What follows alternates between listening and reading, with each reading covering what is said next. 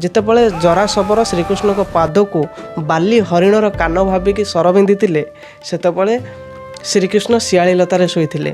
ଯେତେବେଳେ ଜରାସବର ଆସି ପହଞ୍ଚିଲା କି ପ୍ରଭୁ ମୁଁ ତୁମକୁ ମାରିଛି ଆଉ ମୋର ସବୁଠାରୁ ଭୁଲ ହେଇଛି, ମୁଁ ପାପୀ, ମୋତେ ବି ମାରି ଦିଅନ୍ତୁ, ସେତେବେଳେ ଶ୍ରୀକୃଷ୍ଣ କହିଥିଲେ କି ଏଇଟା ତୁମର କାମ ଥିଲା, ଏଇଟା ତୁମର କର୍ତ୍ତବ୍ୟ ଥିଲା, ତ ତୁମ ପାଖରେ ଆହୁରି ଗୋଟେ କିଛି କାମ ରହିଛି ଯେଉଁଟାକି ତୁମେ ମୋ ପାଇଁ କରିବ। ତ ଯେତେ ଖରା ହେଉ, ଯେତେ ବର୍ଷା ହେଉ, ଯେତେ ଦିନ ବି ଲାଗୁ, ଯେତେ ରାତି ବି ହେଉ, ମୁଁ ଅର୍ଜୁନକୁ ନ ଦେଖିବା ଯାଏ ମୋର ଆତ୍ମା ଏଇ ଶରୀରରୁ ଯିବନି। ସେଥିପାଇଁ ଜରାସବର ଯାଇକି ପହଞ୍ଚିଲେ ଅର୍ଜୁନଙ୍କ ପାଖରେ। ଯେତେବେଳେ ଜରାସବର ଯାଇକି ପହଞ୍ଚିଲା ଯୁଧିଷ୍ଠିରଙ୍କ ପାଖରେ କହିଲେ କେମିତି ଶ୍ରୀକୃଷ୍ଣ ଡକେଇଛନ୍ତି କି କେବଳ ଅର୍ଜୁନ ଯାଇକି ତାଙ୍କୁ ଦେଖା କରିବା ପାଇଁ। ସେତେବେଳେ ତାଙ୍କର ଯେଉଁ ଭାଇ ଥିଲେ ସହଦେବ ହେଉଛନ୍ତି ଜ୍ୟୋତିଷ ଜ୍ଞାନୀ, ବହୁତ ବଡ଼ ଜ୍ୟୋତିଷ ଜ୍ଞାନୀ ଥିଲେ।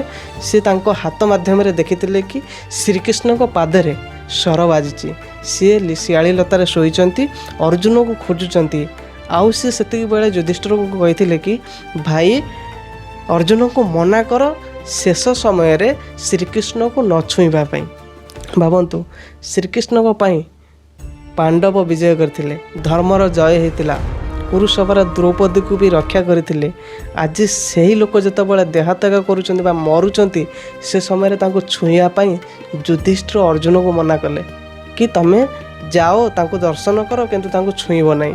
କିନ୍ତୁ କପଟିଆ ହେଉଛନ୍ତି କଳା ଠାକୁର, କାଳିଆ ହେଉଛି ବହୁତ ବଡ଼ କପଟିଆ।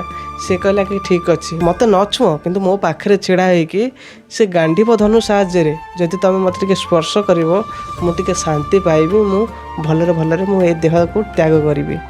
ଅର୍ଜୁନ ବୁଝିପାରିଲେନି, ସେଥିପାଇଁ ସେ ତାଙ୍କ ଗାଣ୍ଡିବ ଧନୁକୁ ତାଙ୍କ ପାଦକୁ ଆଉଁସି ଦେଲେ। ଯେତେବେଳେ ସେ ତାଙ୍କ ପାଦକୁ ଆଉଁସି ଦେଇଛନ୍ତି, ଗାଣ୍ଡିବ ଧନୁରେ ଯେତିକି ବି ଶକ୍ତି ଦେଇଥିଲେ ଶ୍ରୀକୃଷ୍ଣ, ସବୁ ଶକ୍ତି ସେ ଗାଣ୍ଡିବରୁ ନେଇଗଲେ। ପରବର୍ତ୍ତୀ ସମୟରେ ଜାଣୁଛନ୍ତି ଯେ ଏଇ ଜରାସବର ମାରିଛି ଶ୍ରୀକୃଷ୍ଣକୁ, ତାଙ୍କ ପାଦରେ ସର ବାଜିଛି, ଶ୍ରୀକୃଷ୍ଣ ଦେହ ତ୍ୟାଗ କଲେ। ସେତିକିବେଳେ ସେ ରାଗିଯାଇ ଯେତେବେଳେ ଜରାସବରକୁ ମାରିବାକୁ ଉଠାନ୍ତି ସେ ଗାଣ୍ଡିବ ଧନୁକୁ, ଆଉ ସେ ଉଠେଇ ପାରନ୍ତିନି। ଯୁଗର ଯେତେବେଳେ ଶେଷ ସମୟ ଆସେ ସେତେବେଳେ କୌଣସି ଶସ୍ତ୍ର ଅସ୍ତ୍ର କାମ କରେନି କି କେହି ତାକୁ ରଖିପାରିବେନି, ସୃଷ୍ଟିର ବିଡ଼ମ୍ବନା କେହି କରିପାରିବେନି। ସେଥିପାଇଁ ଶ୍ରୀକୃଷ୍ଣ ଯେ ପର୍ଯ୍ୟନ୍ତ ଅର୍ଜୁନଙ୍କ ଦେହରୁ ସେ ଦେଇଥିବା କଳାକୁ ନ ନେଇଛନ୍ତି ସେ ପର୍ଯ୍ୟନ୍ତ ସେ ଦେହ ତ୍ୟାଗ କରିନଥିଲେ। ଯେତେବେଳେ ସେ ତାଙ୍କୁ ଛୁଇଁଲେ ସେତେବେଳେ ଯାଇକି ତାଙ୍କ କଳା ହରଣ ହେଲା, ତାପରେ ସେ ଦେହ ତ୍ୟାଗ କଲେ।